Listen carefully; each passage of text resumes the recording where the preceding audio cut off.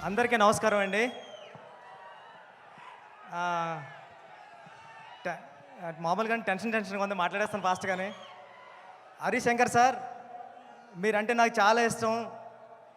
ఉప్పిన time ముందు నుంచి, ఉప్పిన time అయిపోయిన తర్వాత కూడా నేను ప్రతి సిట్యుయేషన్‌లోని, ప్రతి ఈవెంట్‌లోని, అన్నిటిలోని కూడా మీ దగ్గరికొచ్చి నా ఫీలింగ్స్ అన్నీ షేర్ చేసుకునేవాడిని. గురువుగారు ఇలా ఉంది, గురువుగారు ఏం చేయమంటారని.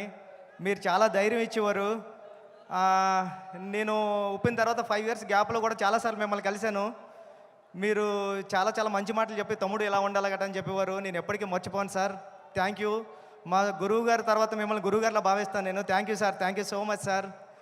సార్, మీకు తెలుసో తెలీదో, మీరు వస్తుంటే మాకు పవన్ కళ్యాణ్ గారిలాగా అనిపిస్తుంటారు సగం హరిశంకర్ గారు.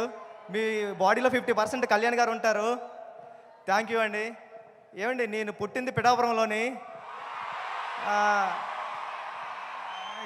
కళ్యాణ్ గారు మా ఎమ్మెల్యే గారు.